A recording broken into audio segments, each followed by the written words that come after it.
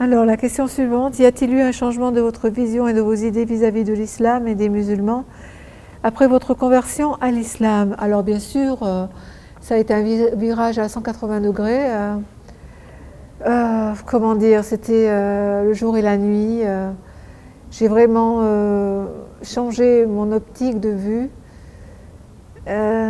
C'est pas facile non plus quand on a un passé avec un passé de village entre guillemets. C'est pas facile de changer, même si je me suis convertie, même si pour mon âme j'avais besoin de me convertir pour trouver cette paix intérieure, cette voie. Après, bon, il y a aussi de temps en temps les vieux démons qui reviennent. Ah, mais ta grand-mère, elle te disait ça. Ah, mais ceci. Ah, mais cela. Donc là, j'avais quand même 45, 46 ans hein, quand je me suis convertie. Voilà, à peu près 46 ans. Hein. Donc, bien sûr que les vieux démons reviennent.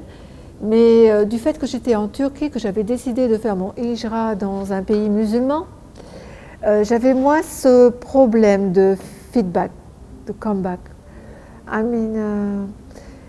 J'étais de l'avant, c'est-à-dire que mes amis étaient musulmans. En fait, j'avais un entourage qui était 100% musulman, donc j'étais imprégnée complètement, tout le temps, de l'islam, de cette culture turque aussi.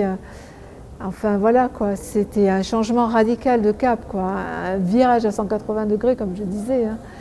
Donc oui, ça a tout changé dans ma tête. Maintenant, je dirais que je mets les musulmans sur un piédestal.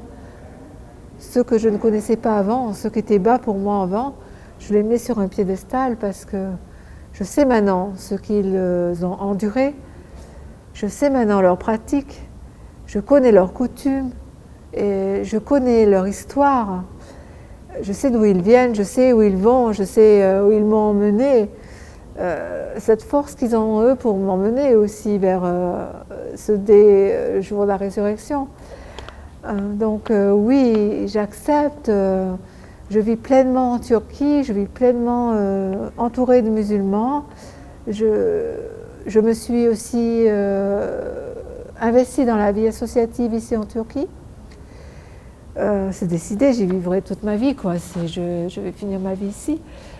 Je me suis investie donc dans l'associatif ici, je m'occupe d'Africains. On les aide donc, pour trouver un travail, pour les nourrir aussi quand il n'y a plus d'argent, etc.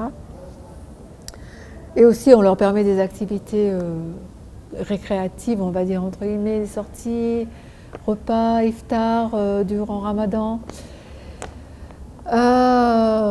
Vraiment, je dirais que je suis devenue turque et en plus de devenir musulmane, je suis devenue turque, oui, même si je ne parle pas trop bien la langue, mais je suis en bonne voie pour ça, donc oui, il n'y a pas de problème pour ça.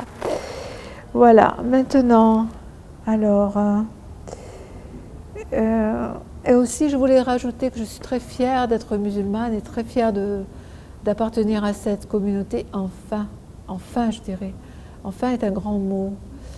Et je pense que c'était l'entourage que je cherchais depuis que j'étais petite. La communauté musulmane, c'est comme une famille maintenant, c'est la Oumma. Et c'est ce que je cherchais depuis que j'étais petite et que je n'arrivais pas à trouver. Et là, je l'ai trouvé. Juste le fait dans la rue de dire Salam alaikum, que la paix soit sur toi, à quelqu'un qu'on ne connaît pas, dont on ne sait pas d'où elle vient, qui elle est, et de s'entendre dire Wa alaikum salam, que la paix soit sur toi. C'est magnifique. En France, en Europe, quand vous dites bonjour, bah, des fois on ne vous répond pas. Hein. Ou alors, heureusement, mais qu'est-ce qu'elle me dit celle-là? Pourquoi elle me dit bonjour? On n'a pas l'habitude de ça. Ici, c'est naturel. C'est, comment dire, on se sent en famille, on se sent vraiment accepté par les autres, et c'est magnifique.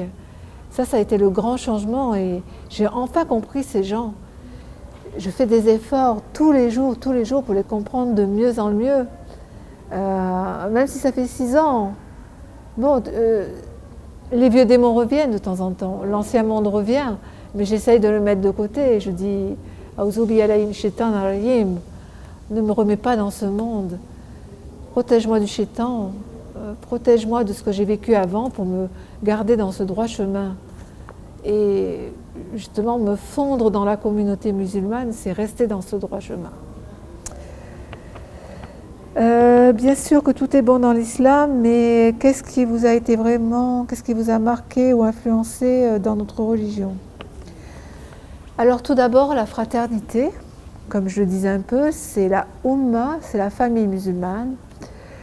Cette fraternité que l'on sent tout le temps, l'aide qui est automatique, comment dire, le respect de la personne comme personne humaine.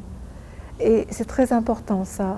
En islam, c'est la personne humaine, le frère ou la sœur musulman. C'est une donnée fondamentale qu'on n'a plus en Europe. Et c'est ce qui manquait également.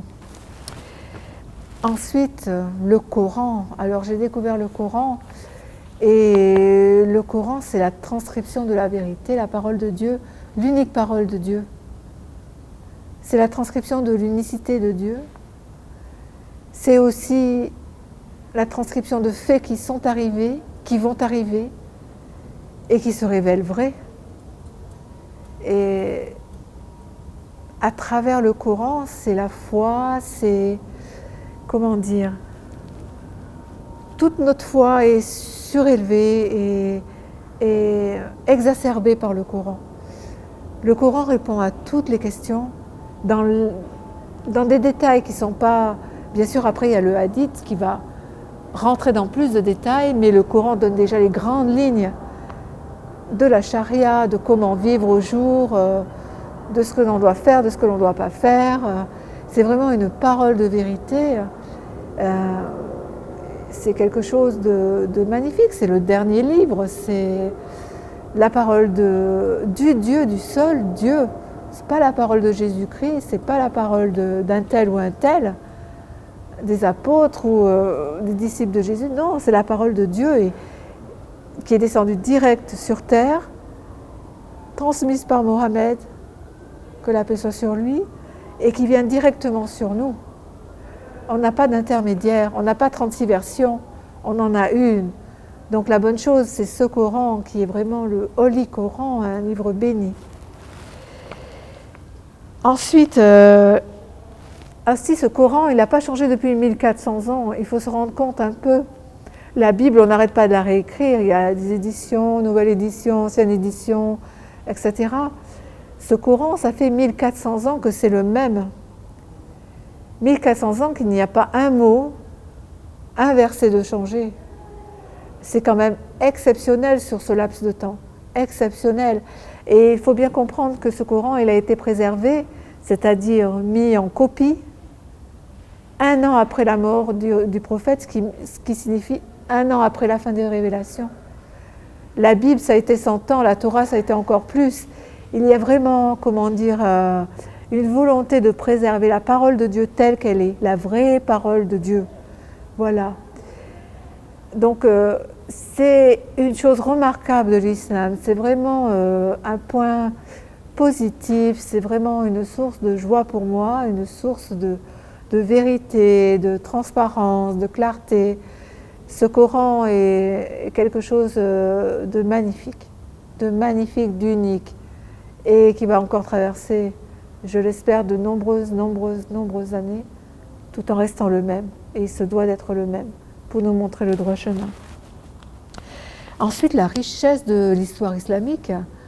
Je suis encore tous les jours vraiment abasourdie par la richesse de l'histoire islamique. Tout ce qui a été noté, toute la vie du prophète, la sira du prophète. La sira, c'est la vie du prophète. Quand on parle de sira, on parle de la vie du prophète. Tous les détails qui ont été mentionnés par les compagnons, tout ce qui a été vraiment indiqué, dit, redit, confirmé, tous ces hadiths, c'est-à-dire la tradition, les dires du prophète, qui ont été confirmés par de nombreuses chaînes de transmission, par de nombreux compagnons du prophète, c'est vraiment unique aussi. Et c'est tellement riche, c'est tellement riche. Je ne sais pas exactement le nombre d'hadiths dans Bukhari, dans Muslim, mais ça se chiffre par dizaines de milliers, quoi. C'est une source inépuisable. L'islam, c'est aussi la science, c'est tout ce qu'elle a apporté à l'humanité. Le monde islamique, quand il était à son apogée à l'époque des Abbassides, des califes abbassides, le monde islamique était à l'apogée des sciences, que ce soit musicale, médecine, géographique, historique, etc. Quoi. Il n'y avait pas une science qui n'avait pas un savant qui n'était pas musulman. C'est d'une richesse incroyable, mais incroyable, et ça je le découvre tous les jours actuellement, tous les jours. Je suis même étonnée. Nous, Europe, on était dans une brume à l'époque où eux, musulmans, étaient vraiment dans une lumière fabuleuse. Hein, le Moyen-Âge pour nous, c'est la période noire de notre histoire, alors qu'eux étaient en pleine lumière. Et qu'ils ont pu, par exemple, quand ils ont envahi l'Espagne, la conquête de l'Espagne, il y a eu vraiment une civilisation qui s'est carrément créée là-bas et qui a été un bienfait pour les gens là-bas.